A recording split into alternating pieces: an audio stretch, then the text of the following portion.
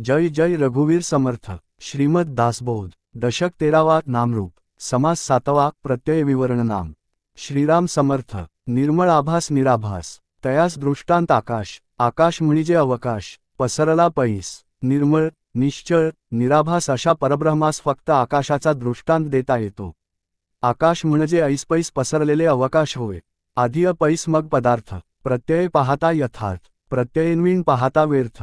सकळ कान्ह्य आधी पोकळी असते मग तेथे पदार्थ निर्माण होतो असा यथार्थ अनुभव आपल्याला येत असतो। अनुभवाशिवाय जे काही असेल ते सर्व व्यर्थ समजावे। ब्रह्म म्हणजे ते अनिश्चळ, आत्मा म्हणजे तो चंचळ, तयास दृष्टांत केवळ वायो जाणावा। परब्रह्म हे निश्चळ आहे तर आत्मा हा चंचळ आहे, त्याला योग्य दृष्टांत वायूचा जाणावा।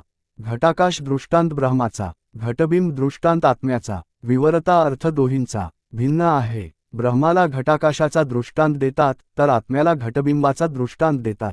या दोन्ही दृष्टांतांच्या अर्थाचे विवरण केले की दोन्ही भिन्न आहेत हे कळते। घटातील आकाश निश्चल असते आणि घटात पाणी भरल्यावर त्या घटातील पाण्यात जे आकाश प्रतिबिंबित होते ते पाण्याच्या उपाधीमुळे चंचल भासते। तसे परब्रह्म ते निश्चल असते आणि बुद्धीत प्रतिबिंबित जे चैतन्य तोच चंचल असा जीवात्मा होय। भूत म्हणजे जितुके जालेय, जालेय तितुके निमालेय, चंचळ आल्या आणि गेलेय ऐसे जाणावेय। भूत म्हणजे जे उत्पन्न झाले ते, जे जे उत्पन्न होते ते ते नष्ट होते। चंचळही येते आणि जाते हे जाणून घ्यावे। अविद्या जड आत्मा चंचळ, जड कर्पूर आत्मा अनळ, दोन्ही जळोन तत्काळ विझोन जाती। अविद्या ही जड आहे तर आत्मा चेतन असला तरी चंचळ आहे। जड अविद्या ही कापरासारखी आहे तर चेतन आत्मा अग्नीसारखा आहे, दोन्ही जळून तत्काळ विझून जातात।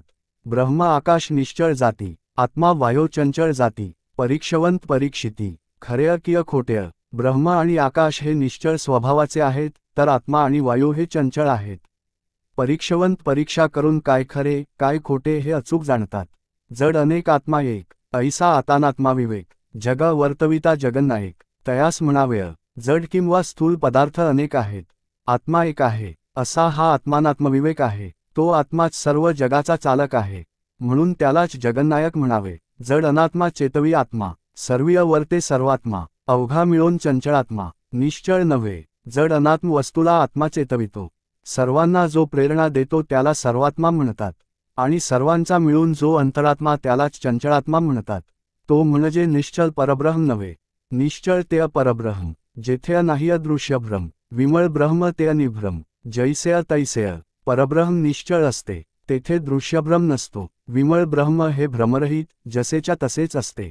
आधी आत्मानात्माविवेक थोर, मग सारासार विचार, सारासार विचार्य संहार प्रकृतीचा। आधी थोर असा आत्मानात्मविवेक करावा, नंतर सारासार विचार करावा। सारासार विवेकाने असार अशा प्रकृतीचा संहार होतो।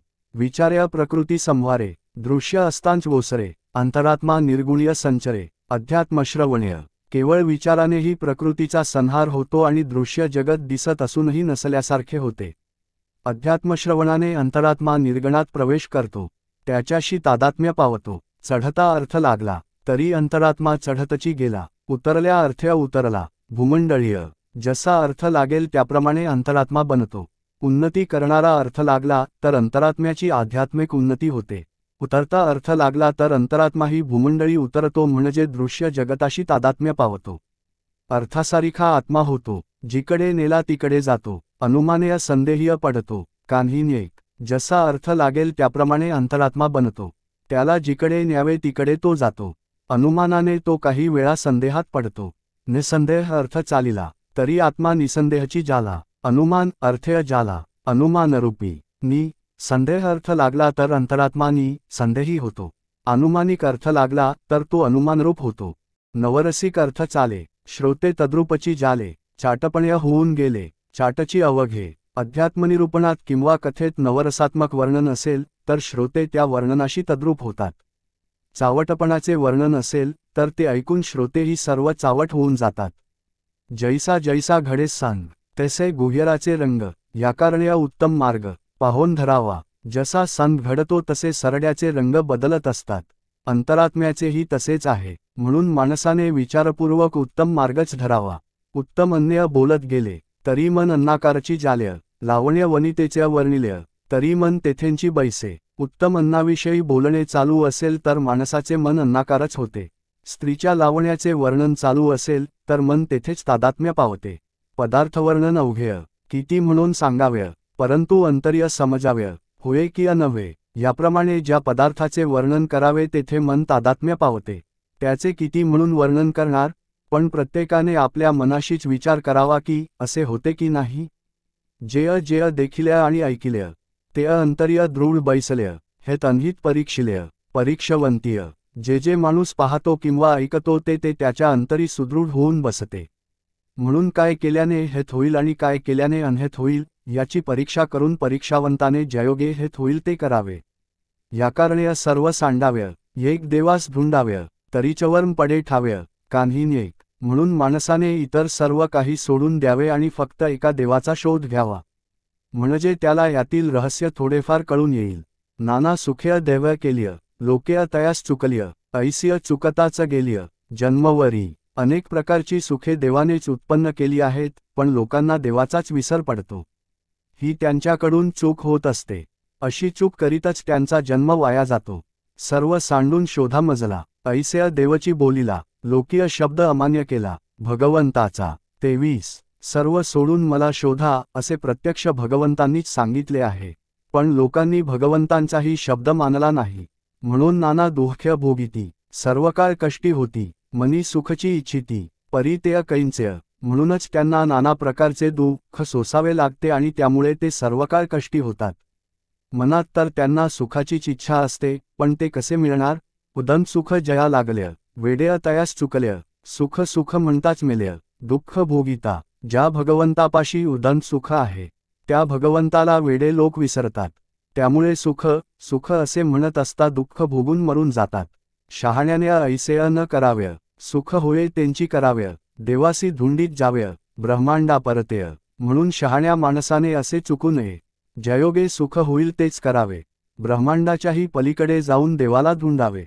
मुख्य देवची ठाय पडिला, मग काय उण्या तयाला, लोक वेडे विवेकाला, सांडून जाती. मुख्य देवाचीच एकदा प्राप्ती झाली की मग त्याला सुखाला काय उणे पडणार आहे. वेडे लोक विवेकाला सोडून वागतात. विवेकाचे फळ ते सुख, अविवेकाचे फळ ते दुःख. यांत मानेल ते आवश्यक केले पाहिजे. पूर्णविराम. विवेकाचे फळ ते सुख होय आणि अविवेकाचे फळ ते दुःख होय.